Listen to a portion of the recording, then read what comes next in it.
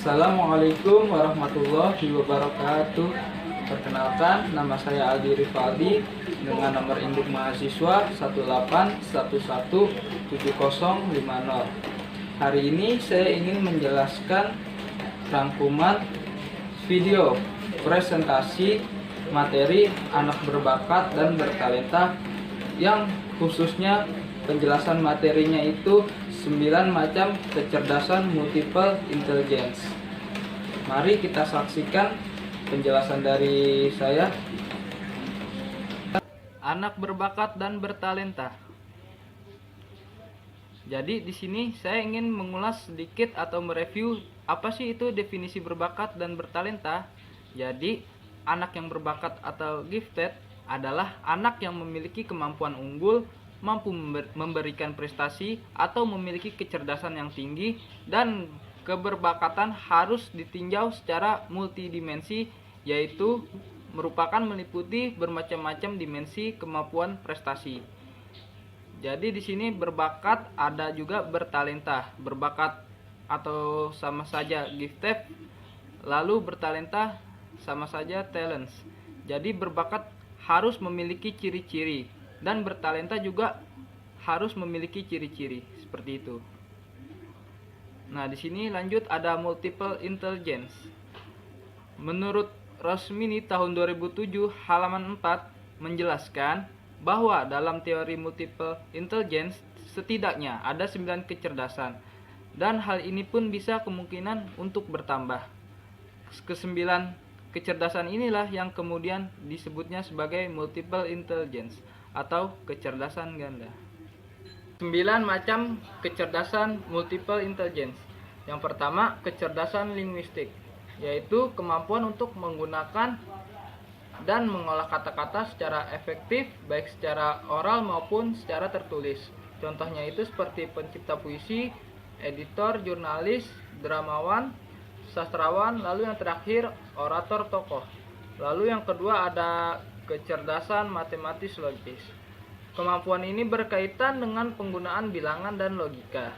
Jalan pikiran bernalar dengan mudah mengembangkan pola sebab akibat. Contohnya itu seperti matematikus, programmer, dan logikus. Nah, lalu yang ketiga ada kecerdasan ruang. Kecerdasan ruang itu merupakan kemampuan untuk menangkap dunia ruang visual secara tepat dan kemampuan untuk mengenal bentuk dan benda secara tepat, serta mempunyai daya imajinasi secara tepat. Contohnya itu seperti pemburu, arsitek, dan dekorator. Lalu yang keempat ada kecerdasan kinestetik badani, yaitu merupakan kemampuan untuk menggunakan tubuh atau gerak tubuh untuk mengekspresikan gagasan dan perasaan. Contohnya itu seperti aktor, atlet, penari, dan ahli bedah. Lalu yang kelima ada kecerdasan musikal. Kecerdasan musikal merupakan kemampuan untuk mengembangkan, mengekspresikan, dan menikmati bentuk-bentuk musik dan suara, pun juga peka terhadap ritme, melodi, intonasi, serta kemampuan memainkan alat musik. Contohnya itu seperti komponis. Lalu yang keenam ada kecerdasan interpersonal, yaitu merupakan kemampuan untuk mengerti dan menjadi peka terhadap perasaan, intensi, motivasi, watak, dan temperamen orang lain.